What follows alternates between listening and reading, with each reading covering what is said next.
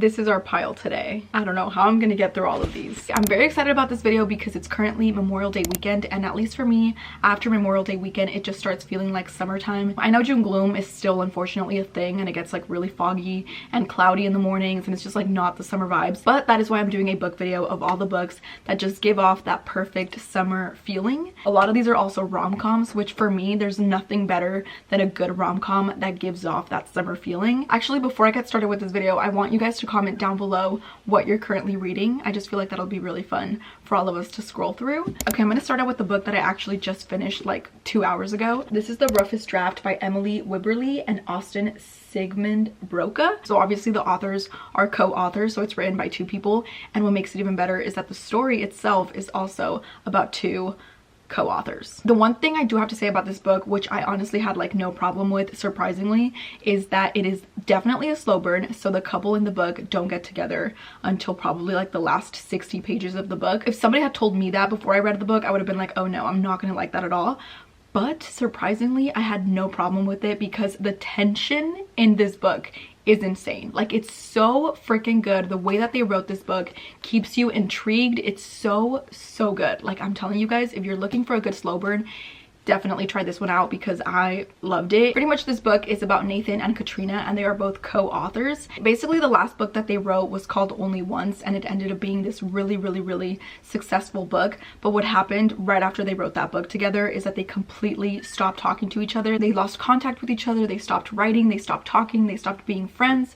And nobody knew why. Basically, the entire book is going past and present, past being when they're writing their last book, and it's leading up to the point where they got in a really big argument and they stopped speaking, and the present being when they're trying to write a new book because they are under contract, so they have to write another book, and they both decide like, okay, it's been 4 years, let's go back to the place where we wrote the last book and let's try to get this book written. But they both cannot stand each other. They don't want to be there. They don't want to be writing this book. The reason that this is such a good summer read is because it's 4 years later when they decide to write another book together. They're in a house in Florida in the summertime by themselves right by the beach. I'm definitely going to be talking about this book in many more book videos to come, but if you're looking for a good slow burn, full of tension, good summer read, this is such a good one. Okay, so in my humble opinion, I think there is one author that has repeatedly written the perfect summer books. She's so good that I could probably take one of her books to like Alaska and be in the middle of a fucking snowstorm and still feel like I'm in a tropical paradise in the middle of July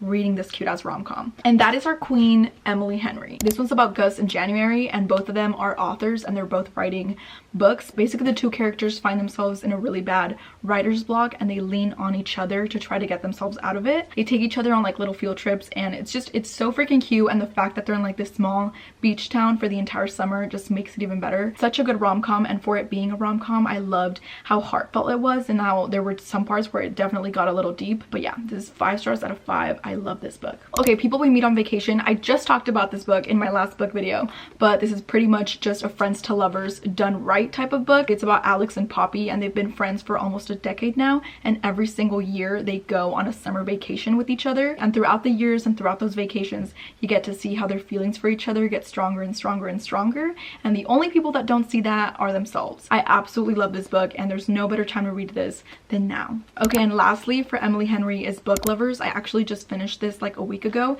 I'm still not over it. It was so freaking good. Out of all 3 of the Emily Henry books that I've read, this one is my favorite. I don't want to give too much away, but this book is basically about Nora and Charlie, and for the entire month of August they find themselves in the same town of Sunshine Falls. Like, nothing sounds more summery than that. Sunshine Falls in North Carolina. She's a book agent and he is a book editor. So before they weirdly run into each other in Sunshine Falls, they actually had already met, and their first first encounter was not pleasant at all, and that was 3 years before they ran into each other in Sunshine Falls. So pretty much the entire first half of this book is just filled with really funny just banter between them. They're going back and forth. This book exceeds my expectations for a rom-com. I think it's such a good book. I can't wait to see what Emily Henry writes next, but I don't know how she's gonna top this because this was amazing. The next book I'm talking about is Heartbones by Colleen Hoover. This, I remember reading this in January, which is like the weirdest time of the year to read it because the summer vibes were not there. But this book is honestly so good that it just makes you feel like the summer vibes are there. From the first chapter, I was hooked like that. All it took was 1 chapter and I was hooked. It literally made me feel like I was in Outer Banks with like the beach town and the beach house and like everything, like you're in your swimsuit all the time, and it's the perfect vibe, but it also has a very deep, very real story to it that just makes you love it even more. This book is about Bea and Samson, and they're literally one of my favorite book couples of all time. What makes you love their story so much is that it isn't really the similarities that they share, because at the beginning you can see how they come from very different lives. He has a lot of money and she comes from a life of having no money at all. It's not really their similarities that brings them together, it's much more their connection. So Bea's mom passes away at the very beginning of the book, and she finds herself kind of like forced to go and live with her dad for the entire summer. Her dad actually lives in a beach house, and to make this book even better, Samson is her next door neighbor. Honestly, if you're looking for a really good book to read during the summer, this is it. Everything about it is amazing. Okay, next book I'm talking about is Shipped by Angie Hockman. This book I would say is kind of like the opposite of Heartbones. I was describing that one more of like a deeper type of like summer read. This one is just a summer read. Like, I genuinely would say this is like a good book to bring with you to the beach. If you're gonna go on like a road trip, bring this book. I honestly finished half of this book when I was going on a road trip to a family party last July. If you're going on an airplane ride, if you're going on a bus ride, a train ride, a car ride, wherever you're going this summer and you want like a cute little distraction, I feel like this is the perfect book. I actually read this book last summer because I was looking for something similar to the Unhoneymooners. You guys already know I'm obsessed with the Unhoneymooners, and I was gonna put it in this video, but I feel like I've talked about it so many times that you guys already know I love it. Like, this is, I don't even have to say it, you guys already know. I feel like a lot of you guys have probably already read it, but if you're that last person on earth that hasn't read this book, and if you're looking for a sign to read it, take this as your sign. But anyways, back to this book. All I can really remember about this book is that I really enjoyed it. I didn't think it was anything like too deep, I didn't think it was anything groundbreaking,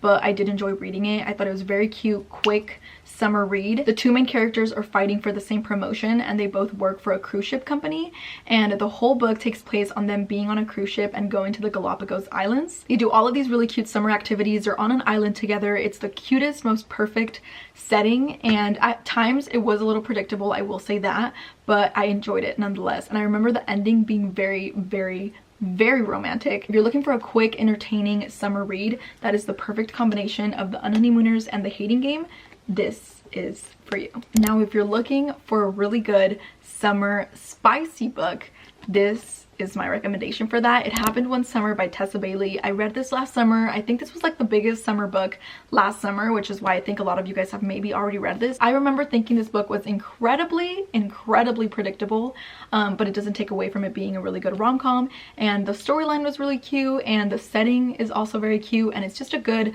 quick summer read. I would recommend this to people that are in a book slump, because there is nothing better to get you out of a book slump than a rom-com, especially a spicy rom-com. The next book I'm talking about is Malibu Rising by Taylor Jenkins Reid, my favorite author of all time. I just feel the need to like say that every single book video I make. This book is not a rom-com. This book is not a quick and easy read. This book is not something light to read in the moment, but it is one of the best books I've ever read. Obviously, it's called Malibu Rising. It has the beach on the cover, and there are people surfing, so you already know it does give off that summer vibe, which is why I really wanted to put it in here. So I'm definitely recommending this book to you this summer if you're looking for something amazing, something to blow your mind, something to literally just like capture you and take you into this book. There's honestly not enough adjectives in my brain for me to describe how good this book is, but it's amazing, and I love this book so much. Basically, the book is about Nina and her siblings and how all of them were born and raised in Malibu. They love Malibu. They've lived their entire lives in Malibu. They're really good at surfing. They spend their days at the beach. It shows you their childhood from when their mom passed away and Nina had to be the one to raise the children,